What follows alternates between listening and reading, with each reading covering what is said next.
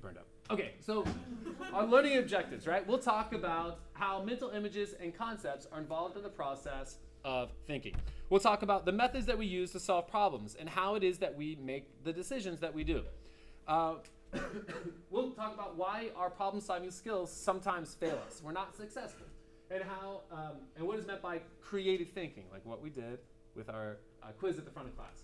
We'll talk about how psychologists define intelligence and how do various theories of intelligence differ. We have a number of theories of intelligence we'll talk about, and the sort of different ways that people think about and define what intelligence is and the thinking abilities of people. We'll talk about how we measure intelligence and some of the controversies that have surrounded the measurement of intelligence throughout the years. We'll look at how intelligence tests are constructed. So how do we design them? How do we know that the tests that we have truly measure somebody's intelligence? We'll look at what role these tests play in neuropsychology. We'll look at intellectual disability and what are its various causes. We'll look at giftedness, right? So in California, it was gifted, the GATE program, Gifted and Talented Education. In Texas, it was, I think, the Horizons program. What is it in Pennsylvania? Is it GATE? Gifted and Talented Education? Okay, so the kids who have been identified as gifted, highly intelligent kids, end up in maybe specific class placements. So we'll look at giftedness and emotional intelligence and how these things are related to success in life. We'll look at what the influence of heredity and environment are on the development of our intelligence. We'll look at language. How is language defined? How do we use language? What are the different elements and structure that allow us to communicate with one another? We'll look at how language influences the way that we think. So as a result of the language that we use, how does it change sort of the thinking processes that we have? We'll look at whether or not animals are capable of learning language. And finally, we'll talk about some of the ways to improve our thinking. Okay, so thinking, cognition, right? We talk about the idea of thinking a lot. Let me think about it. One of the guys on my dissertation committee used to say, have a think about it, right? So he would say, go have a think about it and then come back and see me tomorrow, something like this, right? Okay, so go think about these different things. So defining what we are talking about when we say that people are engaging in thinking, right? It's a mental activity that is going on in our brains. We are organizing and attempting to understand information. We are using that information in a way that allows us to communicate with other individuals. Thinking involves memory. Right? We have to be able to use our memory to understand and organize a lot of the information that we get in order to communicate with people. But it is so much more, right? We are using information that's in the brain, but we're also making decisions. We're weighing the pros and cons of decisions that we are confronting. We're comparing bodies of information. We're problem solving. Given these things, what is my, how do I overcome these problems, these situations? So yes, thinking involves memory, but it does involve a lot of other processes as well. All right, how many windows are in your apartment or in your house?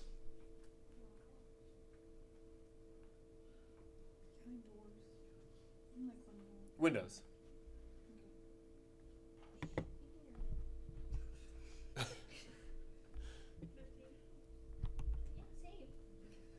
15?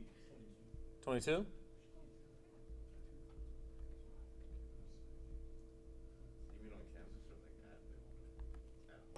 Well, the point of this, and it didn't seem to work, is that people who live in houses where they'll have 15 or 22 windows, something like this, versus somebody who lives in like a one-bedroom apartment, who's going to answer that question quicker?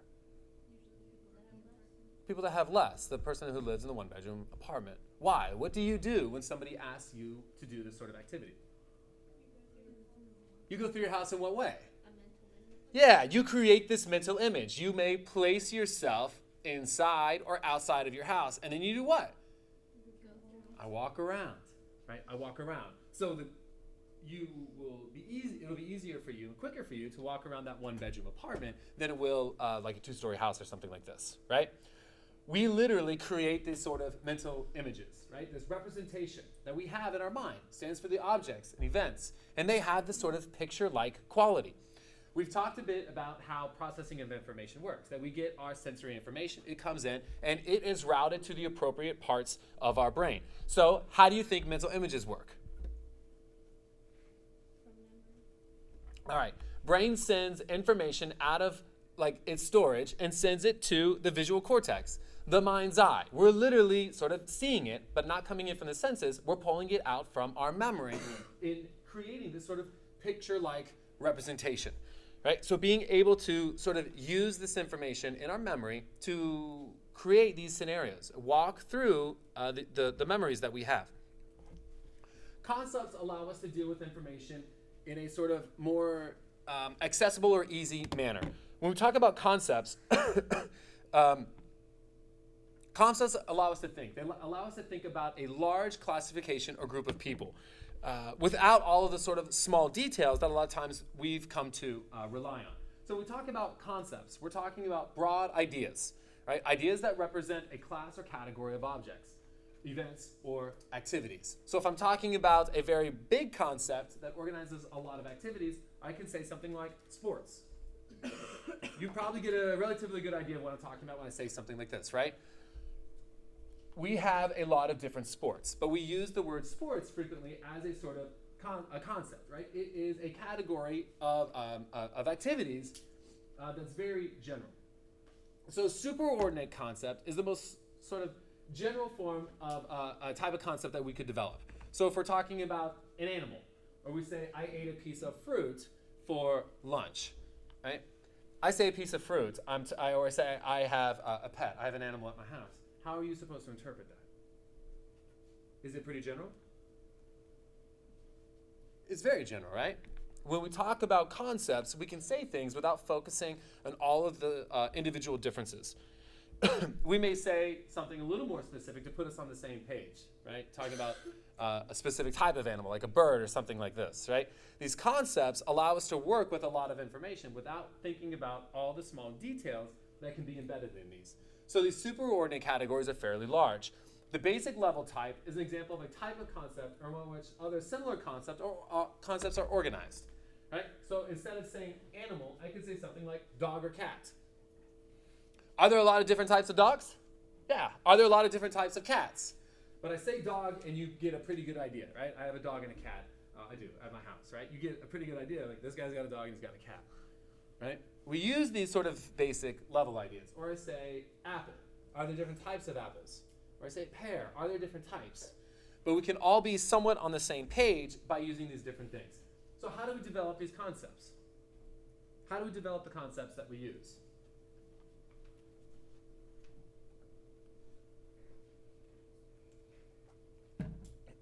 Name a piece of fruit. What? Apple. Right away. That's always the first thing that people want to say. Apple, right? Why is it that people say apple?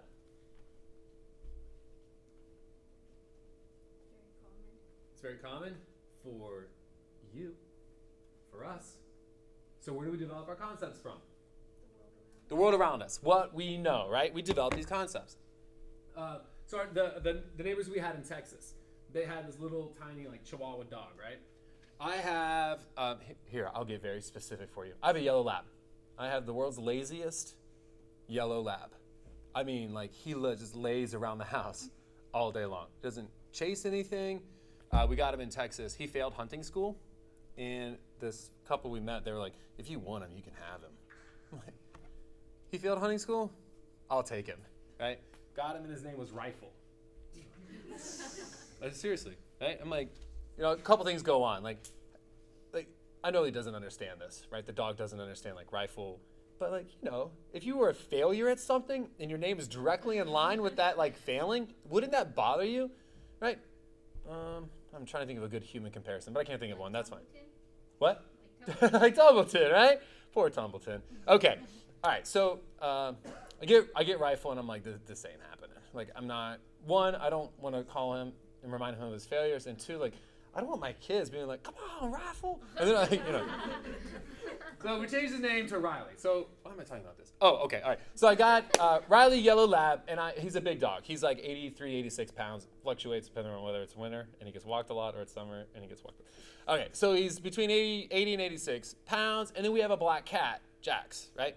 I've had Jax for a long time. I like him. Long time I've had this cat, right? Okay, so Riley's really big, and Jax is what? Small. He's like, I mean, now he's losing weight fast. He's kind of old. but at the time he was like 18, 20 pounds, which is big for a cat. But you put the cat and the dog next to each other, and he's tiny, right? So my middle son at the time was probably like 2 or 3. So the Chihuahua across the street, he kept saying, "Look at that cat. Look at that cat." I'm like, "That's a dog." And he's going, "Cat, it's Jax. It's a cat." I'm like, "It's a dog. It's a dog, Colin." He's like, "It's a cat." Okay, so Colin has developed, he's got it now. Right? But Colin had developed this concept of what it means, what dog means, and what cat means. How did he develop those concepts? Experience. What he knows. And he knows when I say our dog Riley, or my dog Riley, it's this big thing that, bulldozes his way through the house. Right? When we talk about our cat, he sees it as smaller. So his concept, which he developed through his experiences as of like 3.5 years old. My son the other night said something like, "I've never seen anything like that in all 7 years of my life." What are you talking about? 7 years of experience, dude? Okay, so through his sort of interaction, he developed these concepts. And he had a hard time understanding that dogs vary in size, right? It's not dogs big, cats small, that they vary. But he sort of had these misconceptions based on his experience for these concepts. You with me? Our experiences impact our concepts. So the subordinate concept, we're getting smaller. Superordinate, larger. Sub, we're sort of funneling down. Subordinate concepts are the most specific type of a category of a concept that we could use. So now instead of talking about dogs broadly or animals broadly, I'm getting very specific. I'm talking about my pet dog, my dog Riley, or this pear, this apple that I'm eating right now. Right? So the subordinate concept, we are getting much more specific in what it is that we are talking about. We have a lot of formal concepts that we deal with, right? Concepts that are defined by specific rules or features. Math and science, right? Math and science have a lot of formal concepts. 3x equals 6. How do you find x? Okay, both sides. Right? All right, so these sort of formal concepts that we have, that will give you the right answer. And then we have natural concepts, the concepts that we develop as a result of our experiences with the world. And Colin's concepts of what it means to be a cat and what it means to be a dog. His limited world experiences had impacted his understanding of these concepts, but they're developing naturally as we sort of progress and interact. When we talk about prototypes, right, we're talking about an example of a concept that is perfectly in line with what we think of as the defining characteristics of that concept, right? So if I say, name a bird for me, what will a lot of people say? Well, name a bird. A robin, a bluebird, pigeon. There we go. Okay, penguin maybe that's a bad example now that I'm in Pittsburgh, right? Because the Pittsburgh Penguins. But okay, so why is penguin usually not the answer that people give? They swim, they don't fly. They're not in this region. What? They don't look like the typical idea of what you think of a bird. Yeah, they're not exactly the prototype of what we think about a bird, right? They're kind of ugly. Right? All these things, right? So they don't sort of match what we think of as a bird. What are the defining characteristics of a bird? They have wings. What do they do with those wings? They fly, right? All these things that we would think about as defining characteristics, they don't really match those defining characteristics. So a penguin is not a prototypical bird, right? We can think of other things that more closely define and match our sort of defining characteristics for what it means to be a bird. So when we talk about prototypes, we're talking about those things that are closely aligned with the characteristics that we assume a lot of these things have. And of course, the platypus is a sort of fuzzy natural concept as well, right? What is it? It's what? It's a mammal, right? All right, so they sort of weird boundaries with these things, these fuzzy natural concepts. We're not really sure what it is. So last sort of point to look at this, right? We think about prototypes.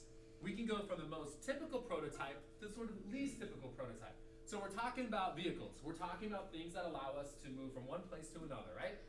The most obvious one we would give would be something like a car, or bus, or train, or bicycle, or airplane, or boat, wheelchair, sled, skates, elevator.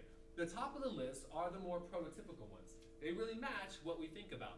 many of you, if I ask to give me a vehicle, are not going to say things like skates or elevator, right? But those things do get us from one place to another. And thinking about fruits, right? The more prototypical fruits are going to be things like oranges and apples. That's what people tend to say. The farther we go down the list are the sort of less mentioned fruits that we see. Peaches, grapes, strawberry, grapefruit, watermelon, a date, a tomato, an olive, right? We have limited experience here in referring to these things as fruits. We're not likely to sort of refer to them as prototypical things. Farther up the list, these are the more prototypical concepts that we think about in these different areas, right? So concepts are important because they allow us to sort of think about things, right? And communicate ideas without being too specific about them.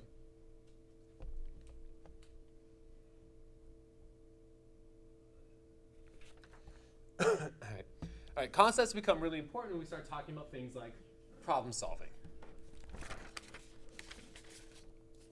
All right, we make decisions every day, right? We decide upon things all day long. How do we make these different decisions? You had some decisions. You came to class. Oh, speaking of that. I was just.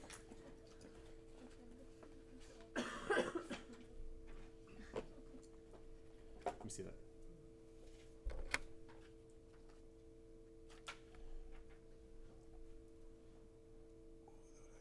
Where are we at?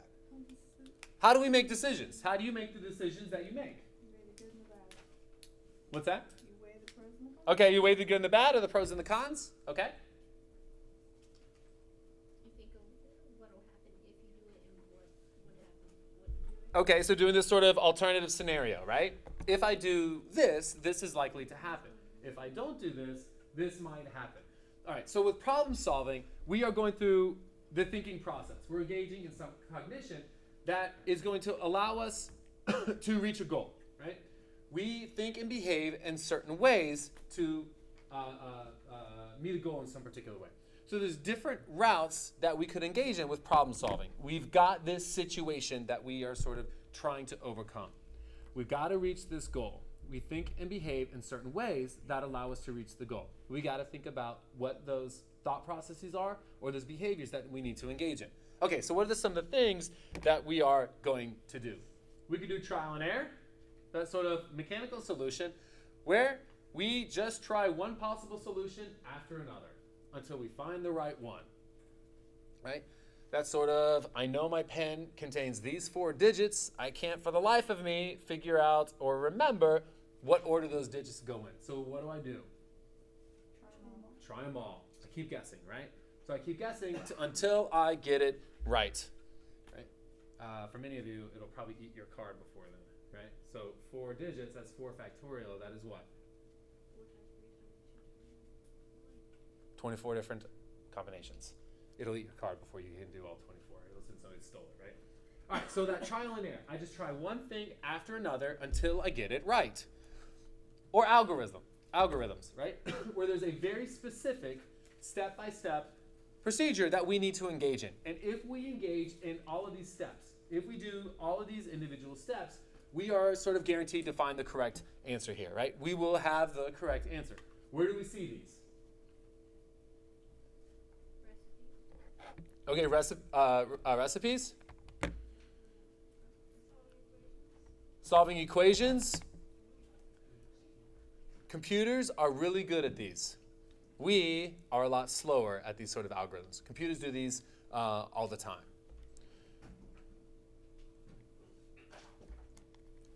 All right, so recipe. I promise I didn't read the lesson plan. Here we go, right? You have the idea that there is this underlying step-by-step instructions that we engage in. So you want to successfully have whatever this is, baking a particular type of cake. You have all the step-by-step procedures that you would engage in to create your chocolate cake, right? Very specific guidelines that if you engage in them correctly, you will have a successful chocolate cake. If you screw any step up, it might still be good, but it's not going to be like the way you want it, right? If you follow these steps perfectly, you will get this. Or you encounter this problem. I'm hungry. It's a theme today for me. Right?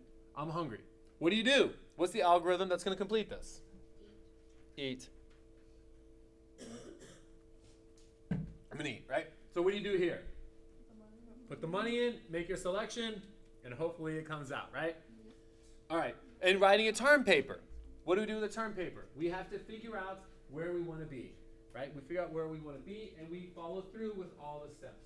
So we start to choose a topic for your term paper as a sort of one of the first steps that you are going to engage in. You gather the sources. What are you going to use to help you construct the argument you ultimately make in this paper? You make notes. So as you start to read through all of the different sources you're going to use, you're making notes. You're beginning the process of being able to organize all of this different information that you want to use to make your point. You compose the body of your term paper. Papers are easy to write. Yes? Tell them what you're going to tell them. Tell them what you told them. Right? All right. So you start composing the body of your paper. So you make the introduction and the conclusion for your term paper. And then you gather all the paper and make all the appropriate appearances to make it look nice and all that, right? Step-by-step processes that we can engage in. And we talked about this last class, right? Who was it? Miles, is you, right? That told us how we would solve this. Step-by-step instructions that allow us to find the answer. Rubik's Cubes. I want to show you.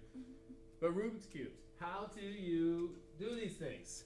You follow very explicit instructions that will allow you to solve the Rubik's Cube. Okay, so problem solving, right? We have a hard time with these things. So we are inundated with all this stuff all day long. How do we work through a lot of the information that we encounter? We talked about it. We are not as fast as computers at different things. So how do we process and work through all of this different information? Okay? We use heuristics. We use these sort of educated guesses, right? So these quick little snap judgments that we can make. These rule of thumbs that we have. Based upon maybe our prior experiences, they kind of help us narrow down and focus on a possible solution to our particular problem, right? So a sort of rule of thumb that we can use to help us gather these things. I'm going to talk about a couple different types of heuristics that we use. The representative heuristic. We make the assumption that if an object or person sort of shares characteristics with the members of a broader category, then it must also be a member of that category. And we make a lot of inferences based upon maybe a person because of the category that we perceive them as having a membership in. All right, let's make this a little less complicated. For somebody who thinks that blonde people are all stupid, right? They meet a blonde person, and what do they immediately say? You're stupid. Look at this blonde person. They make a lot of assumptions about this person. So I'm at the grocery store, and I hear a mom and a child arguing about cereal. And they're arguing between like 100% granola cereal and Lucky Charms. You could probably figure out who's arguing for what side here. What's the kid one? Lucky Charms, right? It's marshmallowy delicious or whatever it is, magically delicious, whatever the phrase they use in the commercials are. For mom, what does this cereal represent? Sugar. Everything I don't want my child to have, right? There's like this, what is it, an elf or something? It's a leprechaun, that's right, it's a leprechaun. Like spreading sugar over all the cereals, right? The box is obviously marketed towards kids. It's brightly colored, it highlights the marshmallows, they're like, big and all this. Okay, so the marketing for that is clearly towards the kid. But for mom, this represents everything I don't want my child to have first thing in the morning, right? All this nasty cereal. She's pushing what?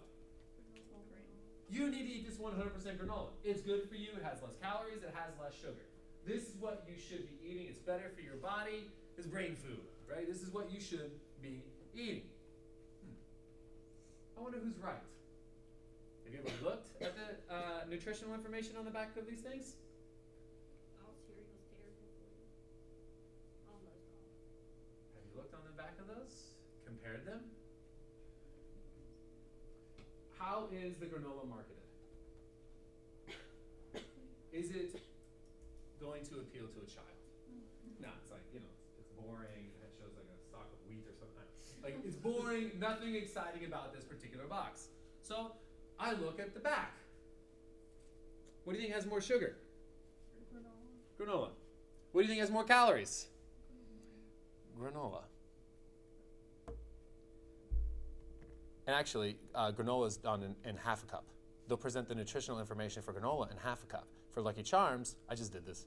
They present it in 3/4 of a cup. So you're actually getting more Lucky Charms, less calories, and less sugar than you're getting in a smaller portion of granola, right? You need enough for an argument if you're going to make this. But why do we see parents and kids having this sort of different argument? It's the presentation. What we think it represents. You with me? All right. The availability heuristic is our tendency to estimate the likelihood of something happening based essentially on how easy it is for us to think about that event happening. So think about this, right? Prior to September 11th, 2001, do you think many Americans thought that they could die in a terrorist attack? No. It had been an incredibly long time. Well, actually, the basement of the Twin Towers was bombed in like the early 90s, and then we had like Pearl Harbor, right? Was really the last time we had an attack on American soil that's sort of in our collective consciousness, our collective memory, yes? So prior to September 11th, 2001, many Americans had a really hard time envisioning the likelihood of me dying in a terrorist attack, right? Because we can't even fathom something like that happening. Okay, what happened shortly after 9/11? What about now? Do I think I'm likely to die in a plane that's used for a terroristic attack? It could happen. Now I'm thinking about those towers falling. Is it easy for me to picture something like that happening? So I choose to drive to Los Angeles. I'm not going to fly to California. I'm going to drive all 36 hours or whatever it takes from here. Right? What is safer? Flying. Much safer than getting in a car. Car accidents, the number of car accidents goes up after 9/11, right? Nobody wants to fly. Everyone's scared to death of flying. The availability heuristic, right, may be useful at times, but can lead us astray, like in putting ourselves at greater risk by making the decision to drive rather than to fly. But the likelihood that we think about something happening, okay, the easier I can envision this happening, the more likely I think that it will. Okay, so you're Pittsburgh Pirates, right? Our Pittsburgh Pirates, I'll throw myself in on that sports team for Pittsburgh, are actually kind of the worst sports franchise in history of Major League Sports. You know this, right? You don't have to feel bad about it, it's just a sports team.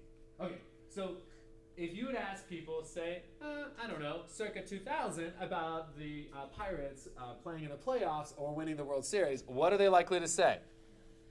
Get out of here. The Pirates haven't had a winning season in whatever, X number of years that it was for the Pirates. But what about now? There's hope, right? Can I envision them doing well next season? Well, yeah, because they just did really well this season. They were in the playoffs, right? Okay, so the ease with which I can think about something. If it comes to mind easily, I'm likely to think that something like that is going to happen. Okay, if it's hard for me to think about it, I'm likely to think that it's not going to happen. All right. Our sort of working backward heuristic, where we look at what the goal is, okay? We look at what it is that we want to achieve, and then we work backwards to achieve it. Maybe you do this with your sort of scheduling, right? You want to know, your ultimate goal here is to obtain a what? Degree. I want a degree, you want a bachelor's in psychology, whatever. You look at where you have that goal. Now you look at what you have to do to get there, right? That's what we're helping you with as your advisors. We look at the end result. You want a degree in psychology. This is everything we need to do with you over the next however many years it takes for you to do it, to obtain your goal, to get your degree. So we look at what the goal is, and we have to sort of look backwards. What are the steps I need to do to reach this goal? All right, some of the insight moments. A lot of times we may face a problem and we can't figure out how to solve it, right? There's that sort of sudden perception, that aha moment of how it is that we are supposed to solve this situation. I have a couple of these clips I could show you if you're interested. But a lot of Kohler's work, what he was doing was he would put a banana on a string just out of reach from the chimpanzees, right? They could figure it out. Eventually, they were things that they could do. There were boxes that they could stack together to stand on, and a big long stick. So in the beginning, what you see is a chimpanzee, he grabs a stick, he's trying to swing at the banana, and he can't reach it. So he grabs a box, puts the box down, jumps up, tries to get the banana, he can't do it. So he gets back on the box, he grabs a stick, and he tries to swipe the banana down. He can't do it. He may sit and pout for a second, and all of a sudden he jumps, the videos are amazing. He jumps up, he grabs a box, he grabs another box, he grabs a stick, he jumps up and swipes the banana down. Great success. He gets it, right? So that sort of insight moment of the sudden perception of how it is that we can solve this particular problem. So why do we fail? Why do we often fail when we're dealing with these sort of problems?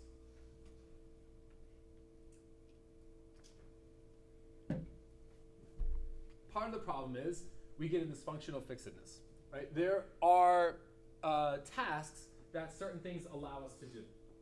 Ultimately, if I have a loose screw, what do I want? What? I want a screwdriver, right? That is the sort of expected thing that I should do. This is what I need to solve my problem, so I can get the screw back in nice and tight. What if I don't have a screwdriver? What? She said a drill. A drill? Okay. You could even use a quarter. You use a quarter? You use like a knife? All these different things, right? So part of the problem with functional fixedness is people are blocked, right? They're not figuring out how to solve this problem. Part of the issue may be that they're only thinking about objects according to their typical functions. So somebody has a loose screwdriver. They can't figure out what to do because they can't find their screwdriver. I need my screwdriver so that I can tighten the screw back up. They're not thinking about things outside of the confines of what they're typically used for, right? So you can use a quarter, you can use a dime or something like this to get right in there. That's using something in a very untypical way, but it does allow you to fix the problem. So somebody with functional fixedness isn't able to think outside of that box of the sort of typical uses for a particular tool or whatever. Mental set is when somebody falls victim to trying something over and over and over because it's worked for them in the past, right? That sort of tendency for people to try to solve something in the exact same way that it has worked for them in the past. My mom will call me with computer problems. She's like, I don't know what to do. I restarted it and it worked in the past, so I restarted 25 times and it's not working. Why did you try 25 times after it didn't work on the first time? Well, it's worked in the past. So why did you do it 25 more times? Well, it worked before. Why wouldn't it work now? Like, I don't know. Right? But trying the same thing over and over and over because it's worked for you in the past. So not being able to think outside of the context here. Confirmation bias. Right?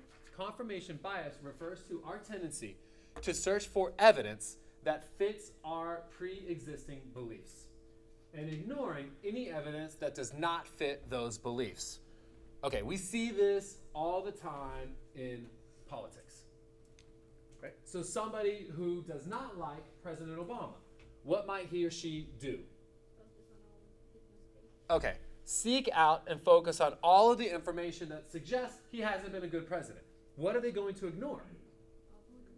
All right, all the positive things that have happened during his presidency. And then vice versa. Somebody who supports President Obama might only look for all that evidence that suggests what a good president he has been, and ignoring any evidence that suggests maybe he's made some bad decisions. So only seeking out and looking for information that fits with our pre-existing beliefs. Okay? This bias approach that people might engage in trying to figure these things out. People who engage in confirmation bias have the ability to believe in some other things, right? So maybe people who believe in ESP, or people who believe in psychic predictions. How does confirmation bias allow them to continue these particular beliefs?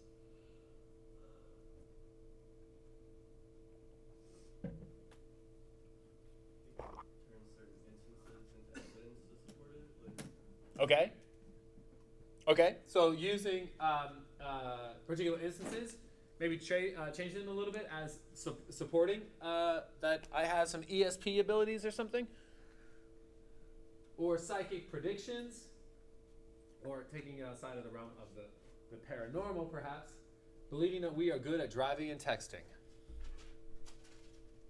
There's a lot of work that suggests when you drive and you text, you're about as good of a driver as you are that's somebody that's quite drunk.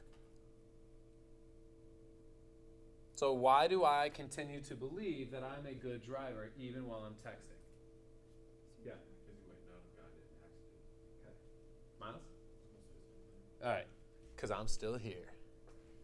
I think about all the times that I was able to text while I was driving and nothing bad has ever happened to me. What do I ignore? All the bad things? All the times that I've maybe almost got in an accident? Right? Ignore those because they don't fit in my sort of framework that I'm a good driver even while I'm texting. Right? All right. So when we seek out only that information that confirms our pre-existing beliefs, we could be discounting a lot of evidence that suggests you're wrong, that you're really not that good of a driver when you're dividing your consciousness into what you're doing. Right? All right. So you see these sorts of tendencies a lot in people. Here we go. Here's your task.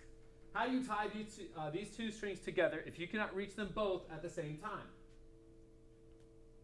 How are you going to do it? Miles.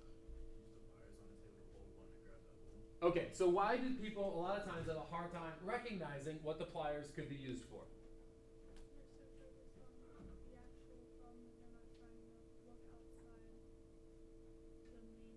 Okay, so we're not thinking outside of the box. Yes? How could functional fixing this explain this guy's problem? Yeah. He only sees the actual, original purpose of the pliers. Okay, excellent. So he only sees the sort of typical function of the pliers, right? The pliers can sort of maybe allow us to grab this, or I can lock the pliers in to this rope, swing the rope while holding the other one, and boom, I got it. Here you go. Can you draw 4 straight lines so that they pass through all 9 dots without lifting your pencil from the page and without touching any dot more than once? Wait a second. I bet it's not going to work. Watch. Oh, it's a good day.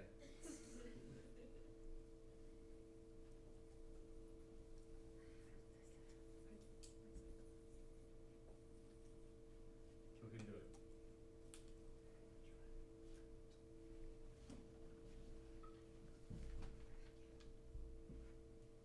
Four straight lines, all 9 dots.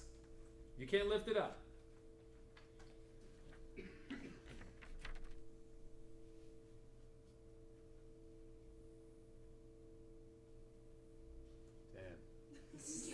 Isn't this a class? One other thing failed once for me? Okay, what did you do that you think a lot of people don't do right away? What did he do that surprised some of you? He went outside of the line. Okay, he went outside of the lines, right? Why do people have such a hard time? Good job. Why do people have such a hard time doing this task? What do we even taught as kids? Stay inside the lines, right? It's this sort of interesting problem that people have. We can't sort of get past some of the early things that we are taught. Yes, you can do this, but in order to complete it, you have to sort of go outside of the lines. Typically what you see is somebody goes 1, 2, 1, 2, 3, 4. Oh, damn, there's a dot there. 1, 2, 3, 4. Oh, I missed 2 of them.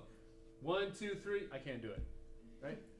The only way you can complete this is to go outside of the box a little bit, right? A lot of people have a difficult time doing that. Let's go back to the very first thing.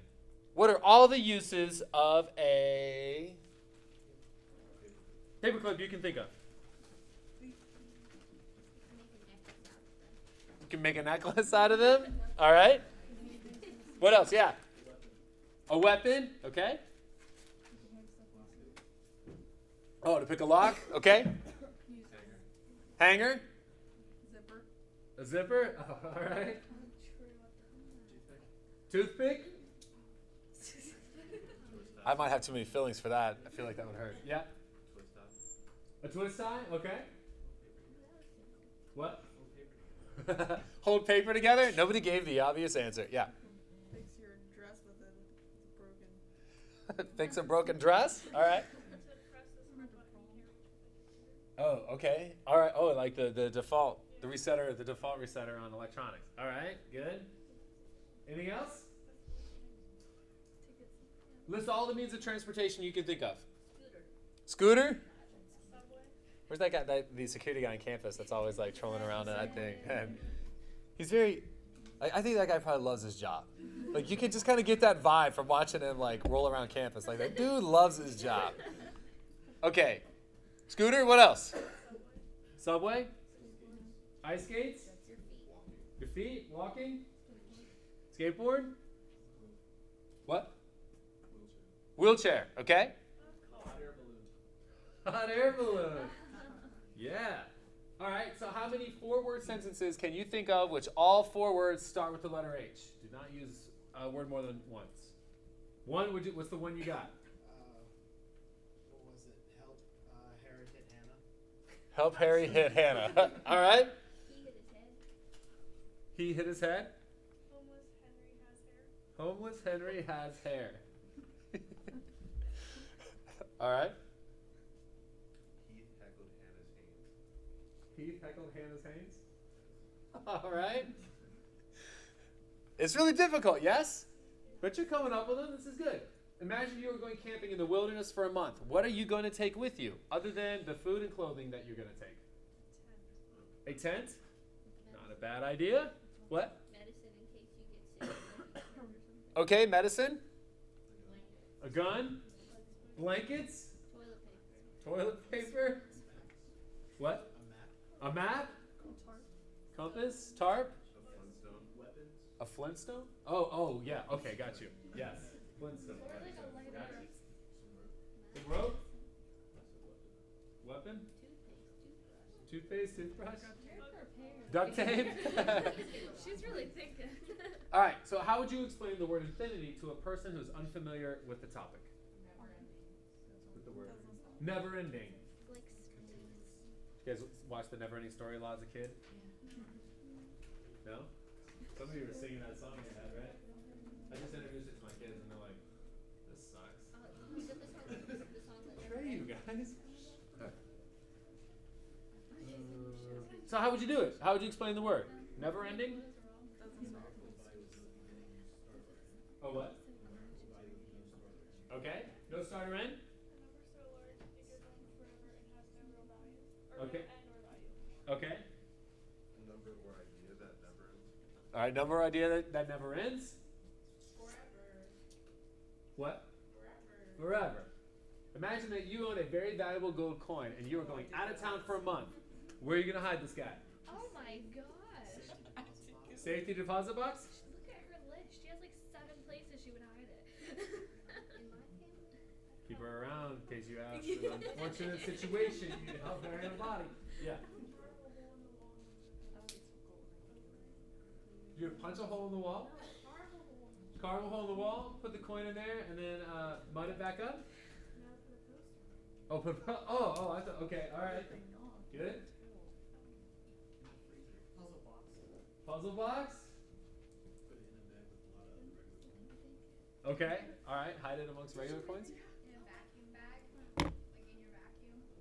What if they Holy moly. You guys got some good ideas. All right, so what are these questions asking you to do? All right, think outside the box. And thinking outside the box, we typically will call what? Right. Creative thinking, right? So what are we doing when we are engaging in some type of creativity, right? We're thinking about new ways to solve problems. So maybe we start combining new ideas together. We're thinking about behavior in new ways, right? New ways to solve problems that we are confronted with. So when we engage in convergent thinking and divergent thinking, we're doing a couple of different tasks. Convergent thinking is the process that somebody is engaging in where they're trying to find that one answer, that one thing that I need that will help me solve this particular problem. So all of their thinking, all of the cognitive activity that they are engaging in is all so they can funnel down to that one thing that I need to know, right? The one thing I need to engage in to solve this particular problem, right? That single answer that's going to allow me to do this. So maybe they're using previous knowledge or logic that they've engaged in. Convergent thinking is all funneling in down on the one thing I need to do that will allow me to solve this problem. Find my screwdriver. Where's my screwdriver? That's what I need to fix this loose screw. So convergent thinking is all funneling down to find the one answer that I need. With divergent thinking, this is what I was asking you to do in those little goofy things, right? Is to come up with as many different things as you can, right? Thinking about alternative uses of things. Convergent, it's all funneling in on one particular thing. With divergent thinking, we're going out, right? So it's a type of thinking where a person starts from one point and comes up with many different ideas, many different possibilities based on that one particular point, right? We're trying to engage in some type of creative activity, right? So not thinking that there's just this one act I need to engage in to complete this, but as many different possibilities as I can to come up with a solution to this particular problem.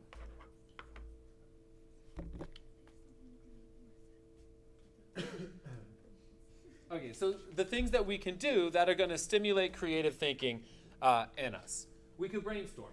So we generate as many ideas as possible in a very short period of time, right? So we're not going to judge the sort of merits of a particular idea. We're just going to let them all flow out, right? So as a kid, how were you taught to brainstorm? Draw your bubbles? Mm-hmm. How do you draw your bubbles? One in the middle, and then you draw a bunch of bubbles connecting. All right, good. So, okay, so what I was taught as a kid, right? You have like a central idea, and then you have other ideas that come off of this central idea, and then maybe this one spurs another idea, maybe that spurs an idea, right? So you start coming up with all of these different ideas together, right? When you do that, they're trying to get you to start thinking about things in very different manners, to come up with new ideas, new ways of looking and thinking about things. So brainstorming, not judging the merits of these ideas, but just rolling with it, coming up with as many as possible. Keeping a journal. So carrying a journal around to write ideas down as they occur to you, right? Throughout the day, you may have thought about something, and then later you can't really remember. You think, I had that great idea, I can't remember what it is, right? So not having that ability to capture those same ideas and thoughts down. I keep a notebook in my bag. It's my research journal. It is everything I think about doing at a particular moment. I will write it down so I can think about it later. I'll ask my friends about it later. Mike, the guy who writes a lot of songs for the group that I'm in, he carries a recorder around. He will pull over to the side of the road and hum guitar lines into this recorder, and he puts them in his computer. He's the most prolific musician I've ever met. He has over 1,200 recordings on his computer. A lot of them are overlap, but 12 different moments of time he's stopped to write new guitar lines, and he plugs it in his computer and uploads all those things in. It's amazing, right? But he keeps that around so he doesn't lose those ideas. So as they come to him, he's able to record them and work with them later. Free writing. We write down and record everything that comes to our mind about a particular topic. We're not revising, we're not going back and proofreading.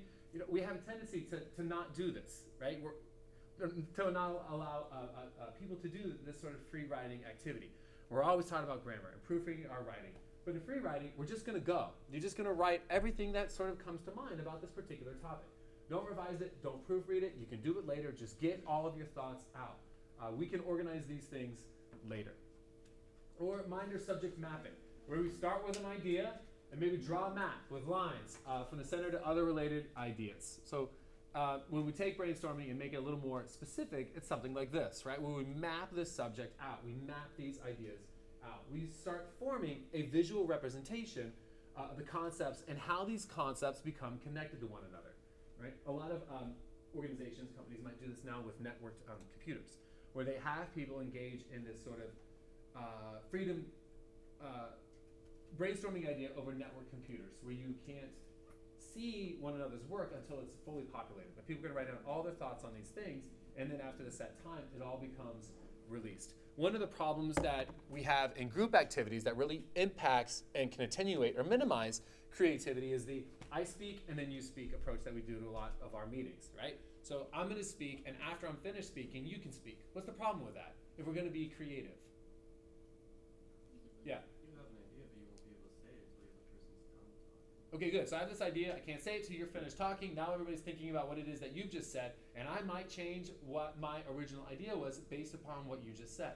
So a lot of groups who do things like research activities where we come together to talk about different ideas. What I have people do is write down all of your ideas before we come into our group setting, and you give me the ideas, right? So the graduate students I'm working with, they give me their ideas, and then I look them over, and then we talk as a group, right? So maybe I like her idea, but after hearing what he has to say, she's not going to talk about her idea. She's intimidated for some reason about whatever it was that was just said. Or she thinks his idea is better, now I'm not going to mention mine. Make sense? So if I get these things first, I'm able to actually address those creative ideas that they have, that they might be sort of less inclined to speak up in a group setting after hearing somebody else talk. All right. I will see you next Tuesday. Enjoy your weekend.